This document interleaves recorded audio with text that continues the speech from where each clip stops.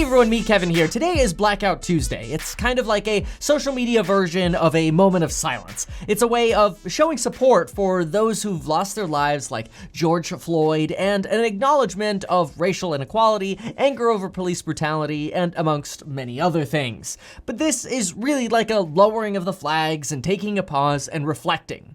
Now, not everyone necessarily agrees with Blackout Tuesday. Like the Washington Post has reported that some Black Lives Matters activists are frustrated over the fact that people, using the hashtag Blackout Tuesday are actually kind of crowding out information that's being posted by Black Lives Matters posters, which means this viral trend on social media is possibly burying the real debate that needs to be had at a time where it's kind of most important to have that debate, like increasing the amount of money that people have who need it the most, aka more stimulus. In fact, some are saying, look, a moment of silence is great, but what we really need to do is focus on the matters that affect the Black community and poorer people the most. That now is the time to really make the most of the fact that we need to fix things like the massive wealth gap between Blacks and whites, that a typical Black family has 1/10 the net worth of a typical white family. Or maybe it's because in every single recession,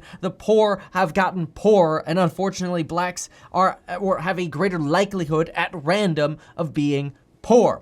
Obviously, it makes sense because in some ways, Blacks couldn't build wealth when they were slaves. They couldn't build wealth after the Civil War, after Abraham Lincoln emancipated them. It's kind of hard to build wealth when you have Jim Crow era segregation laws. And then, of course, you had segregation that technically ended in 1965, but really continued. It just took a different name in forms like redlining, which made it very difficult for Black families to actually buy real estate and get into homes, amongst many other things. And so now in 2020, you really have 200 years left of a lack of an opportunity of building wealth, which has now left Blacks disproportionately more poor, and police are incentivized to police poor areas more, and courts protect cops more than they protect victims. So really what you have is a big, ugly mess. And so when you have a day like today on Blackout Tuesday, where social media says, you know what, today is a day to pay our respects, it kind of makes sense that some people in the Black community are frustrated that, yes, we need to pay our respects, but we are crowding out some of the real debate that we need to have. Which today is also the day that we were expecting big updates from our political leaders on, some kind of real response to the protests and the issues that have been happening. To which Donald Trump has responded. And Donald Trump, of course, responded in his usual way of responding.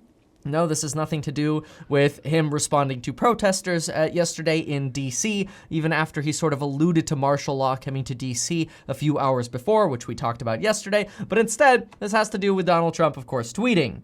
Donald Trump has tweeted that my administration has done more for the Black community than any president since Abraham Lincoln. Passed opportunity zones, which opportunity zones, in case you don't remember, is a way for you to take money from like your retirement fund and invest it into real estate projects in impoverished areas that are picked. You can kind of Google like where the opportunity zones are, and you get certain tax benefits for investing in those areas. He says he went on to guarantee funding for historically Black colleges and universities, that he passed criminal justice reform, has the lowest Black unemployment rate, poverty in history, and so on and so forth, and then kind of leaves off with this tease that, and the best is yet to come. Okay, well, whether or not you like Donald Trump, obviously that is empowering, whether or not you actually even agree with some of the things that he said he did. But now we have to scratch our heads and wonder, okay, all right, well, Donald Trump made his position, he feels he's done a lot and he says he's going to do more for the Black community. Well, what about the Senate? The Senate right now is charged with passing or at least negotiating the next round of stimulus. The HEROES Act, the $1,200 stimulus checks, the extension of unemployment benefits, and of course, many of the other proposals that might be integrated into this bill these are things that we're waiting to hear from. And, well, the Senate just responded by giving us a little bit of a glimpse into exactly what it is they plan to do for the next 30 days. And I figure the easiest thing for me to do is just show you exactly what the Senate plans to do for the next 30 days. And why, you wonder? Because here you have the third-ranking member in the Senate telling you what they plan on doing in June, and the easiest thing to do is just play that for you. So here we go. Thank you, Leader. As the Leader pointed out, I think it's really important that we talk honestly about what's happening in the country. There are people who feel unsafe in their communities. There are a lot of people who are peacefully protesting. We need to listen to them. We need to listen with humility. We need to listen with compassion. And we need to do everything we can to deal with a very high level of frustration. There's a lot hitting the country right now. We have a pandemic. We've had these horrible acts of violence, and people are rightly angry and rightly frustrated.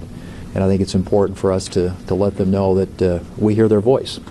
It's also important that we condemn the violence. There is no place for looting and destruction of property and killing.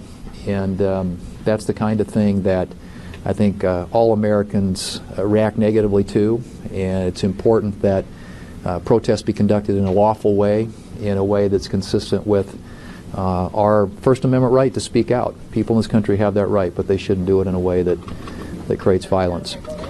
Okay, so, I mean, that's good so far, right? I mean, he's saying, hey, we got to condemn the violence. You know, people have a right to speak out. Okay, dude, first half minute, you didn't talk much about action.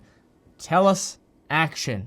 What are you going to do over the next month? As the Leader pointed out, the Senate is going to be very busy, and we have a couple of really important circuit court nominees that we're going to consider in the next couple of weeks. We have the Great Outdoors Act, which will take a good amount of time on the floor, and the Defense Authorization Bill. So the month of June is going to be a busy week here in the United States Senate, and we're going to be working and continuing to look for meaningful solutions to deal with the challenges facing the American people as it pertains to the COVID-19 virus as well. And I've got there are going to be a number of committee meetings this week and in the coming weeks where we'll have an opportunity to hear about what's happening out there and to consider additional steps that may need to be taken.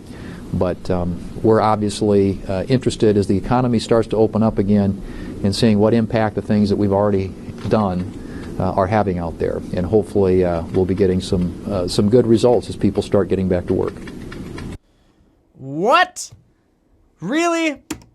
Really, Mr. John? Committee meetings and wait and see. Folks, this is exactly why I have life insurance, which if you want life insurance as well, click the link down below. Also, deposit $100 with Webull and get 2 free stocks worth up to $1,400. But this is ridiculous.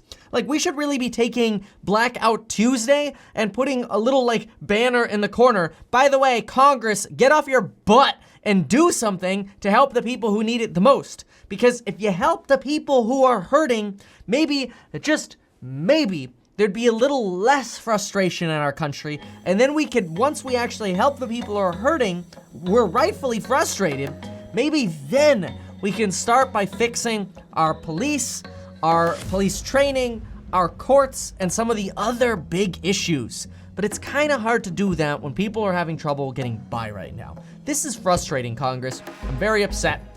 Sorry for ranting here, but hopefully you appreciated this update. If you did, make sure to subscribe. I really appreciate all of y'all's support. And folks, we'll see you in the next video.